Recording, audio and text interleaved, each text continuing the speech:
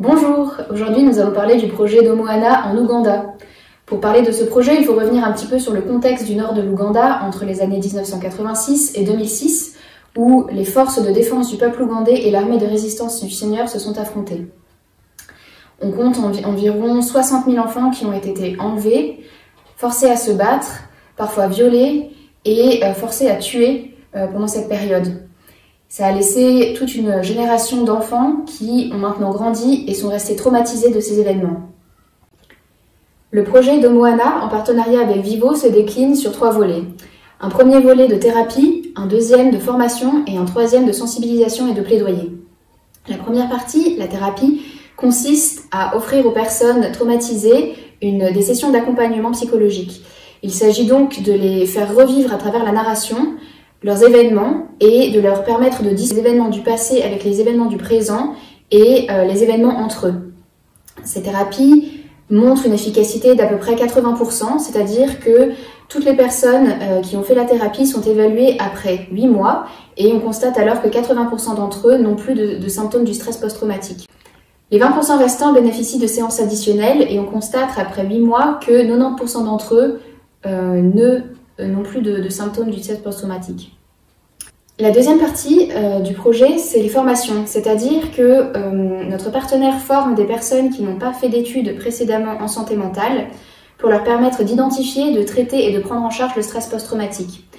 En effet, en Ouganda, on constate vraiment très peu de personnel formé en santé mentale et donc il y a un besoin de former des personnes à répondre à ce type de problématiques-là.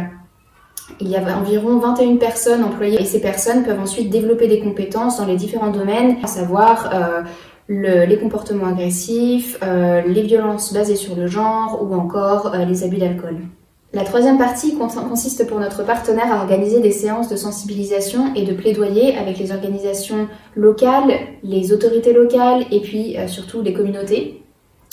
Donc l'idée c'est vraiment de permettre à ces communautés d'accéder à des informations sur la santé mentale et de partager avec les autorités le travail que fait notre partenaire, de discuter avec les autorités de possibles façons de prendre en charge de façon plus efficace le stress post-traumatique dans la région et puis finalement avec les organisations locales de former le personnel local à identifier les personnes atteintes de stress post-traumatique pour pouvoir les référer à notre partenaire Vivo. Cette année nous avons décidé de faire un partenariat, une collaboration avec les universités locales pour proposer des cours spécialisés dans la prise en charge du stress post-traumatique en Ouganda.